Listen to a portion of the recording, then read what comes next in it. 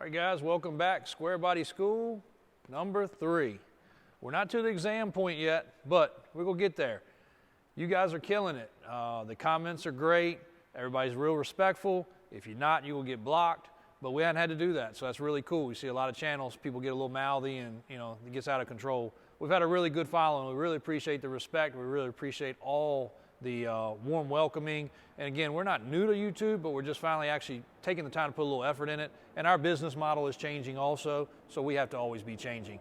But today, a couple things I'm really shocked. You guys are really spot on when you talk about the R series versus the K series and the V series and the C series. We just posted this one here, and you guys are correct. We use C10 because of the fact it's just more recognized. We use K10 because it's more recognized. You got to also remember, we're in sales, so we want people to find our vehicles when it comes time to sell them. So a lot of times we will use the more recognized. A lot of people don't even know what an R series and a V series is. But if you want to get really technical, one fellow on there made the comment, and we already knew it was coming. This is a R10, not a C10. Per GM, they knew the changes were coming. I don't think GM even knew what they were going to do. They just used parts till they ran out. But this body style, half ton in 87 was still the same as an 86 as far as the look goes, but it did come with fuel injection, which was a great upgrade. Everything going fuel injection was a huge deal for dependability, fuel mileage, and long lasting. But this would have technically gone from a C10 to an R10.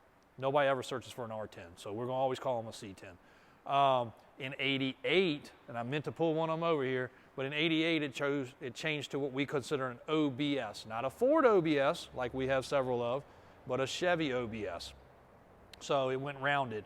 Whereas the Suburban, the Blazer, and the 1-ton, mainly dualies, stayed with the square body, but with the newer front end. So they did get a body style change also, as far as the grille and the front end and radiator support. Everything else pretty much stayed identical, square body, fenders back. So I cannot believe you guys have missed it on this one, but I'm gonna get AJ to pan around this truck, and there is something on this truck that is a little different. And I want you guys to figure it out and find it and drop it in on the comments.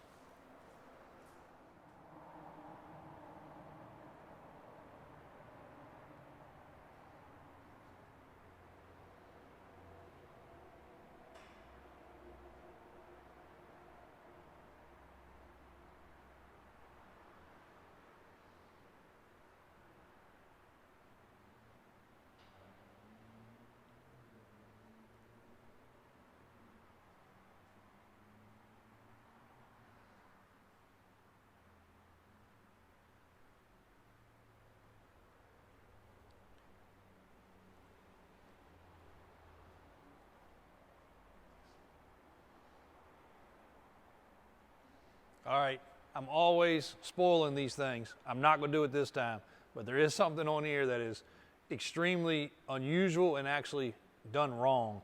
But, and no, it's not that it's missing a antenna. It's not that it's missing a Chevy symbol. It's not going to be that obvious, but you guys are really good, so I'm sure somebody's going to figure it out. But here's just some good stuff. So we got some new apparel coming. We're going to drop in a couple photos. We got 2 different designs.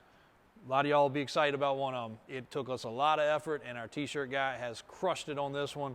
We love it because it's really era correct as far as like the design and the script, because obviously we were established in 1976 in business, and it's got a square body on it. So those will be for sale. They're also for our walk-in customers, of course, for sale, but they will be for sale on the website through our merch store.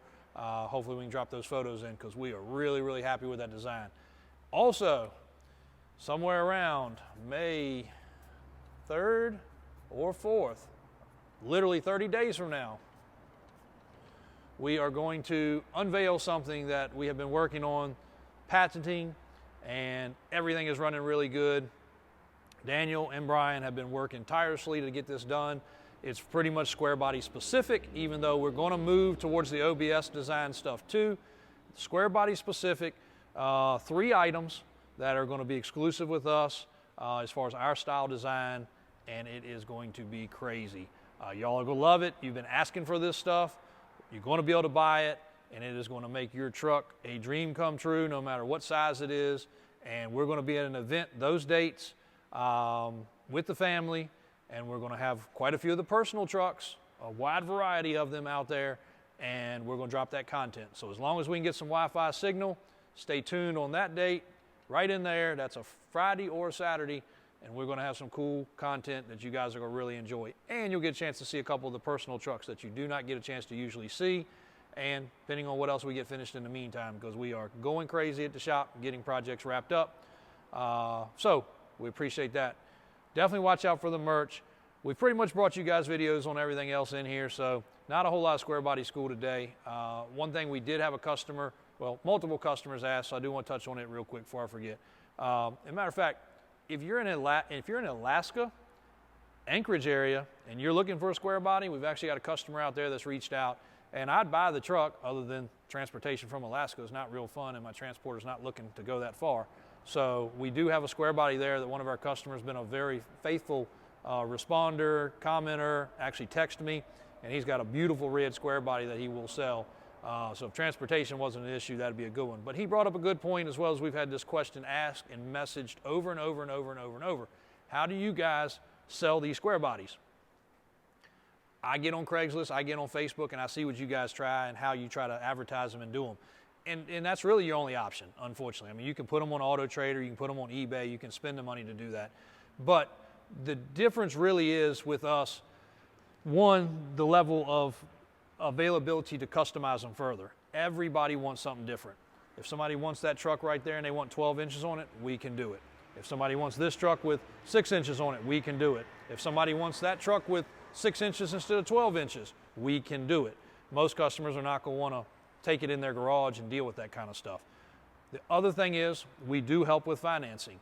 Not in all cases. Majority of our stuff sells for cash. But if somebody does have good credit, good job, all that kind of stuff, and needs financing, we can assist with that also. Lenders will not work with a private person any longer. So even if you have the best customer on the other end trying to buy your personal truck, chances are, unless Betty Sue at the bank pulls a string, they're not going to do it. So if you got a $50,000, $60,000, $70,000 truck, somebody's got to bring you a briefcase or they can't buy it. And that has changed, and that's changed a lot over the last few years, but it's just due to scams. Banks are just cautious. So apologize for the noise. Trash man just showed up. We'll let him pass real quick.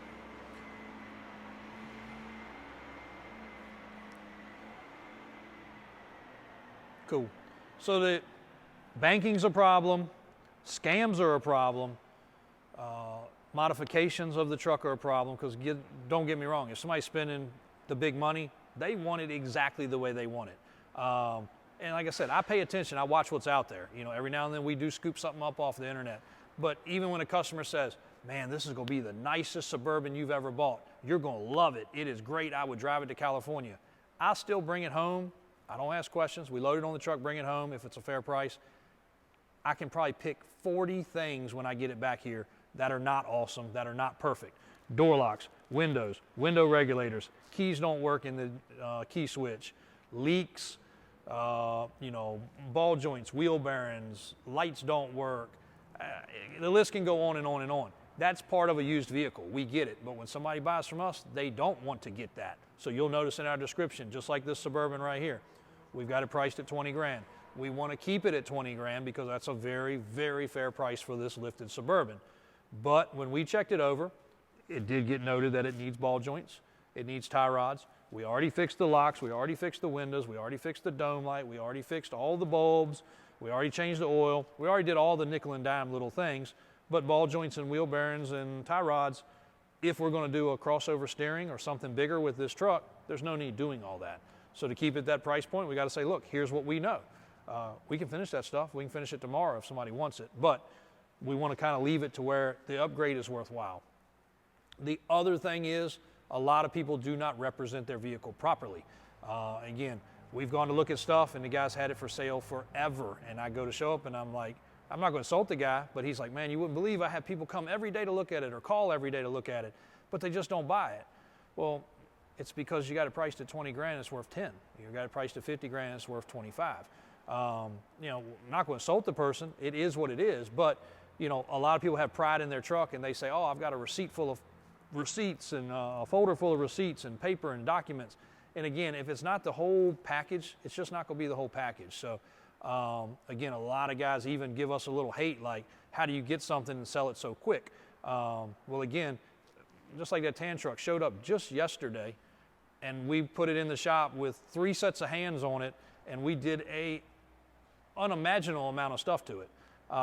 It was already a cool truck. Like, it's literally sitting in here with no leaks and no drips. That's great.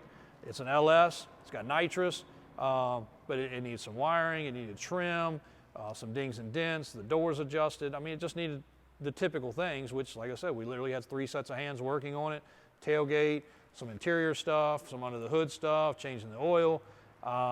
You know, so, I mean, that's what we do for a living. So we can turn out a lot of product in a quick period of time. And I didn't mean for this one to get that long-winded, but we do constantly get that question. And we don't mind giving people some advice, just like this guy in Alaska.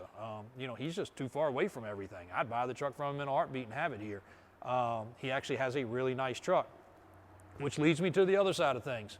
So if you have a very nice truck, if you know the caliber and quality of what we're looking for, or you have a truck that's a project, but you have it priced right, fair. I'm not paying retail. Like I said, I've got to bring it home. I've got to put it in our building. I've got to pay my guys to work on it. 1, 2, 3, 4, 5 of them. Depends on what it is. I've got to pay the off-road shop to work on it. I've got to pay the body shop to work on it. Whatever sources we have to do. And then, surprise, but we're a business. We do have to make money.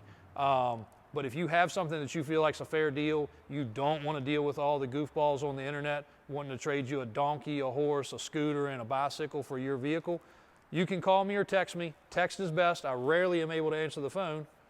Just like doing this video, my phone is buzzing in my back pocket every 2 to 3 minutes. That gets you through to me directly. Text me, please. Worst I can say is no. Send me a text, say, I got a Suburban. I want this amount of money. It needs this. Be honest, because if I show up with one of my guys, they're not dummies. They're mechanics. They're long-term guys. They know what they're looking at. We may still buy it because we know we can make a few bucks, but please be honest. I don't want to go to North Carolina, South Carolina, Florida, Georgia, you know, wherever we have to go and show up and be disappointed. But if you have a real truck, and again, if you've got a truck that's 50 grand, if it's a real deal, built, perfected truck that I don't have to do anything to, it's worth the big money. You know, those are the ones we want to find. I'll buy crew cabs, I'll buy K5s, I'll even buy 2-wheel drives. It's rare. Most everything we want to do is 4-wheel drive. I'll buy the 60s model, 70s model, 80s model, even into the 90s model. And we do buy nice OBS trucks too. I just have not been able to bring a whole lot of content to that. Daniel's building a really nice one right now. I recently got rid of a very nice one, which I probably should have never got rid of, but had too many sitting in the garage. So those are cool. And you know, the Grand Wagoneers, if you got a nice one of those, you know, we all know they're good trucks too. So we're not sugarcoating it. We're not just trying to pick the gravy. We'll take the projects, but the price got to be right, guys. Be realistic. But as far as buying and selling, I'll bring y'all a whole new Squarebody School number 4 in the next week or so about what to look for when you go to buy one of these trucks. There's a whole lot of things I want to walk through on some of these that a trained eye can look for and a novice eye can look for it if they know what to look for. It'll just tell you if you're buying a good truck or not. If you're just buying a hunting truck, who cares? But if you're buying a truck that you're expecting to spend 30, 40, 50, 60 grand on, you want to at least start with a good one. And that's why I want to show you guys what we consider a good one, or at least what we consider a good candidate. So, because we got a whole field full of ones that aren't, unfortunately. Thank you guys. We really appreciate the support. That's a contact number for me.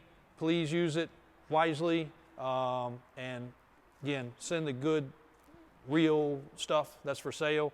Merchandise up soon, and within 30 days, you're going to see some really cool stuff from Davis Off-Road. That's going to blow you guys' mind and make life very easy for some square body guys. So thanks for all the support. Thanks for watching today. Very blessed to be where we're at, and we got to get back to work and actually sell some cars.